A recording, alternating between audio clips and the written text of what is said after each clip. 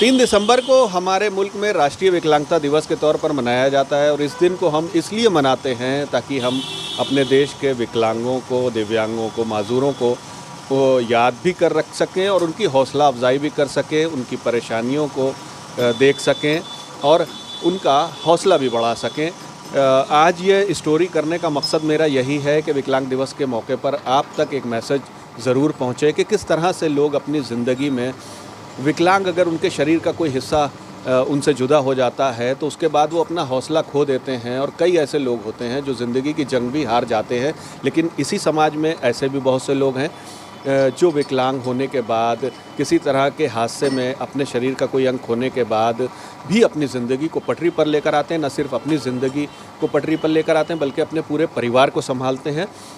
ऐसी ही एक कहानी है मेरठ के लिसाड़ी गेट इलाके में खराद का कारखाना चलाने वाले, मशीनों का कलपुर्जा बनाने वाले फ़रीद अहमद की। इस वक्त हम मेरठ के उसी इलाके में मौजूद हैं और हम उस कारखाने में आपको लेकर आए हैं जहां पर फ़रीद अहमद साहब इस वक्त भी काम कर रहे हैं। आप देख सकते हैं कि ये कारखाना है और यहाँ पर इस मशीन पर जो काम कर रहे हैं इनका नाम है फ़रीद अहमद। 2017 में इनके साथ इन्हीं मशीनों में से एक मशीन पे काम करते हुए उनके साथ एक हादसा पेश आया और उनका दाहिना हाथ उस मशीन में चला गया, जिसकी वजह से उस हाथ को काटना पड़ा। आप बचपने से ही ये काम कर रहे हैं और अपने पूरे परिवार की ज़िम्मेदारी को उठा रहे हैं। इनके वालिद का इंतकाल बहुत पहले हो चुका था तो पूरे परिवार की ज़िम्मेदारी इनके ऊपर थी। अब आगे की कहानी क्या है, किस तरह से ये अपनी उस विकलांगता को हरा कर और इस जज्बे के साथ आगे बढ़े और अपने पूरे परिवार को संभाला, तो वो हम फ़रीद अहमद साहब से ही जानने की कोशिश करते हैं। फ़रीद साहब, एक तो आपको मेरा सलाम है कि इस हौसले के साथ आप काम कर रहे हैं, इस एज में अपने पूरे परिवार को संभाला। क्या हुआ था आपके साथ और किस तरह से ये पूरा जो है सिलसिला आगे बढ़ा और फिर आपने अपने हौसले को बनाए रखा, एक मिसाल बन गया? जी, मैं मशीन पे काम करता हूँ करसे से, बचपन से ही काम सीख रहा था। अब मैं अपनी मशीन लगा के काम करना शुरू किया तो 20 साल हो गए थे पीछे काम करते हुए। अब हुआ ये कि एक रोज़ मशीन चल रही थी, मुझे अंदाज़ा ना हो सका कि मशीन चल रही है क्योंकि साउंडलेस मशीन थी, आवाज़ नहीं थी बिल्कुल भी।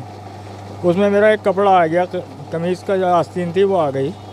और उसके बाद हुआ ये कि वो मैंने बेटा मेरे साथ में काम कर रहा था दूसरी मशीन पे, मैंने उसको कहा कि भैया मेरा हाथ आ गया मशीन में, मशीन बंद करो।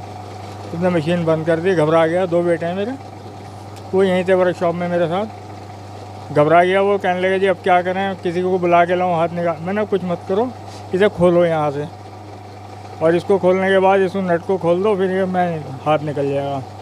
नट खोल के उन्होंने गराई निकाली, मेरा हाथ निकल आया तो मैं वो हाथ को पकड़ के इस तरह से मैंने कहा कपड़ा उठा के लाओ। वो कपड़ा लेके आया जी, तो कपड़ा गंदा था, वो हमारे यहाँ वही काले कपड़े होते हैं सब ऐसे ही। मैंने भैया इससे तो सेफ्टी हो जाएगा, हाथ में साफ़ कपड़ा ला धुला हुआ। खैर वो जल्दी से धुला हुआ कपड़ा ले आया जी, उसको लपेट के मैं अब कहने लगे जी डॉक्टर के यहाँ चलो। मैंने डॉक्टर के नहीं, पहले मुझे बिठा दो ज़रा सी देर के लिए, मैं 5 मिनट सोच लूँ क्या करना है, उसके बाद चलेंगे। खैर उन्होंने कुर्सी बिछा दी जी, मैं बैठ गया। बैठने के बाद बचपन से और उस दिन तक की पूरी पिक्चर सामने आ गई, किस तरह से हमने अपना वक्त गुजारा है, क्या क्या किया था, वो सब कुछ सामने आ गया। बस ये किया कि अगर मैं इलाज कराने लगा तो कई साल लग जाएंगे। उधर मेरी एक बेटी जवान थी शादी करने के लिए, जो कुछ पैसे होंगे वो उसमें लग जाएंगे, इलाज में लग जाएंगे, शादी कहाँ से करूँगा। इसलिए मैंने इलाज कैंसिल करके मैं बोला कि भाई अब तुम जो है डॉक्टर के यहाँ चलो, ऐसे क्या है जो इसे काट दे। वो डॉक्टर परवेज़ हैं हमारे यहाँ मेरठ में, बहुत बढ़िया डॉक्टर हैं बेचारे। हम पहुँचे, डॉक्टर साहब आ गए, उन्होंने देखा, देखभाल के कहने लगे भाई शाम के 4 बजे तक मैं देखता हूँ इसको कि ये काटना चाहिए या इसका इलाज हो जाएगा, देख लो जी।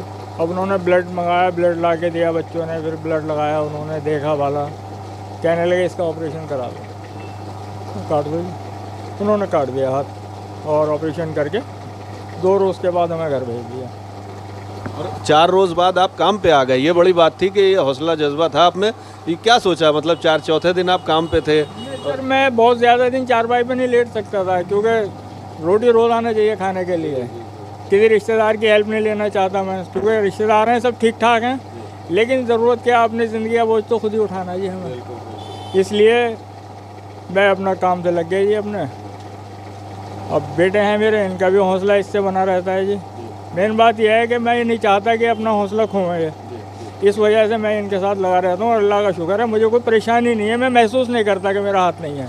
बहुत बड़ी बात है ये, क्योंकि बहुत से ऐसे लोग हैं जो अपने शरीर का एक अंग कट जाने पे या किसी हादसे में वो खो देते हैं तो उसके बाद उनकी पूरी ज़िंदगी ही बदल जाती है, परिवार पे असर पड़ता है। ऐसे लोगों के लिए भी आप मिसाल हैं, क्या उनसे क्या कहना चाहेंगे? नहीं, मैं तो उनसे कहूँगा कि उनकी गलती है अगर ऐसा सोच रहे हैं। वजह इसकी ये तो सब कुदरती बात है, उसने हमें दिया ही इतने दिन के लिए था। ये मैं तो मन अपना ये बना लिया कि उसने मुझे 50 सालों के लिए दिया था, 50 साल मेरे साथ रहा, उसने वापस ले लिया, बस इतनी सी बात है। हौसला बरकरार है और इसी तरह बरकरार रहेगा और काम करने में भी कोई आपको दुश्वारी नहीं होती, आपने अपने को ट्रेंड कर लिया। बिल्कुल बिल्कुल इसी तरह से जी, मुझे कोई दुश्वारी नहीं है, ना मुझे आलस आता काम करते हुए, ना मैं घबराता भी नहीं कि भाई मैं कैसे करूँगा, अल्लाह सब कराता है जी। पूरे परिवार की जिम्मेदारी उठाई, सब कुछ किया। ये आज भी उठा रहा हूँ जी।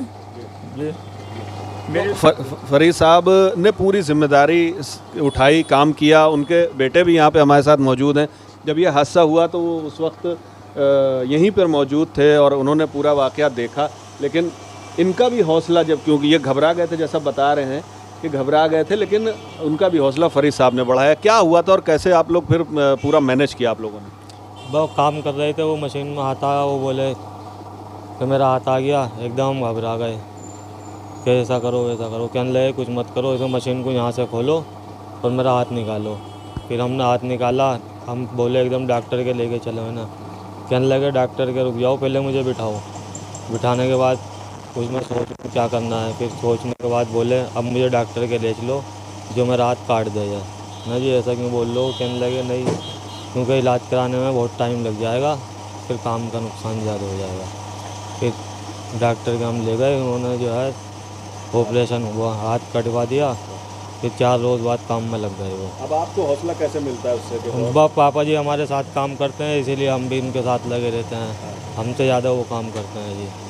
जी एक बहुत बड़ी जिम्मेदारी होती है परिवार को संभालने की, और ख़ास तौर पर जो कारीगर होता है या जो आर्टिसन होते हैं उनको रोज़ कमाना है, रोज़ खाना है, इस तरह का पूरे चीज़ें होती हैं उनके साथ। और फरीद साहब भी जो इस वक्त आप अभी भी देख रहे हैं कि जब हम आए यहाँ पे कारखाने में तो हमारे साथ यहीं पे मौजूद हैं और मशीन पे काम कर रहे हैं। ये मशीन चल रही है, उसी अपने हाथ से, एक हाथ भी आप इनका देख सकते हैं कि किस तरह से माजूर हैं, और एक हाथ से ये अपने उस मशीन को चलाते हैं और काम करते हैं।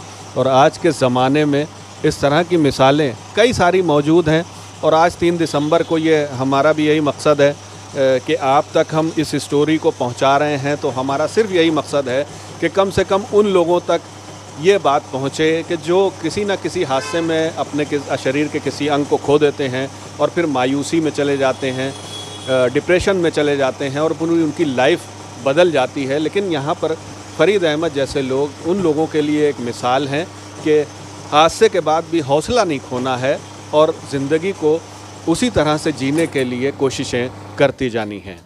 अगर ये स्टोरी आपको अच्छी लगी हो तो इसे लाइक करिएगा, शेयर करिएगा लोगों के साथ, ताकि लोगों तक भी ये बात पहुँचे। और अगर आप चैनल पर नए हैं तो इसे सब्सक्राइब कर लीजिएगा।